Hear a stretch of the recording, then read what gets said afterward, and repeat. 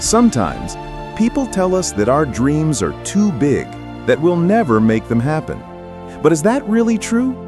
Just because someone else says something is impossible, does that mean we should stop believing? Today's story is about a boy who refused to give up on his dream.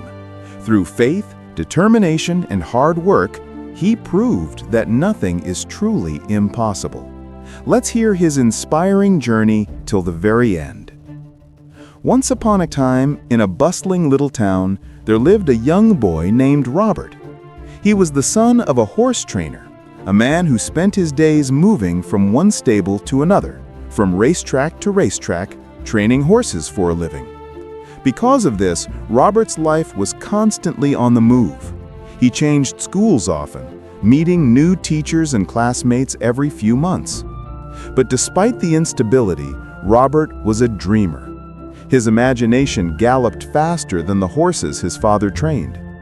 And in his heart, he carried one dream: to one day own a vast horse ranch where he could raise and train his own horses. One day at school, Robert's teacher gave the class an assignment: write about your dreams and goals for the future. For Robert, this was more than homework. It was his chance to bring his dream to life on paper. That night, he poured his heart into his essay. He wrote 7 pages describing every detail of his dream ranch, a 200-acre property with stables, training grounds, and a big house on the hill.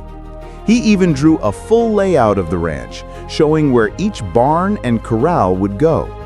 He knew his teacher might call it unrealistic, but he didn't care. Dreams, after all, were meant to be bold. The next day, Robert handed in his essay with pride. But when the papers were returned, his heart sank. On the front page was a large red F and a note that said, "See me after class." After class, Robert nervously approached his teacher. "Sir," he asked quietly, "why did I get an F?" The teacher looked at him for a long moment, then said, "Robert, this is an unrealistic dream for a boy like you. You don't have the money, your family moves around too much, and you lack the resources. Rewrite your essay with a more practical goal, and I'll reconsider your grade." Robert felt crushed. That evening, he sat quietly at home, staring at the red-marked paper. His father noticed the sadness on his face and asked what was wrong. Robert told him everything. His father listened carefully, then said something Robert would never forget. "Son, this is your decision. If you give up your dream just because someone said it's impossible, you'll keep giving up every time life gets hard. But if you hold on, no matter what, one day you might just make it real." Robert thought about those words all week, and when it came time to resubmit the essay, he made his choice. He handed in the exact same paper, unchanged.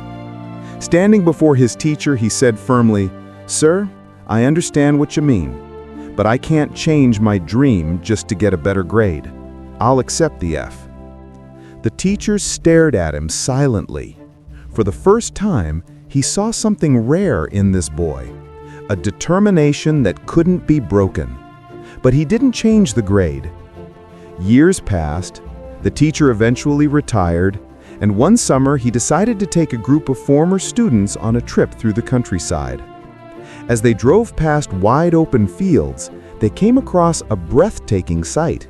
A massive horse ranch stretched across the horizon.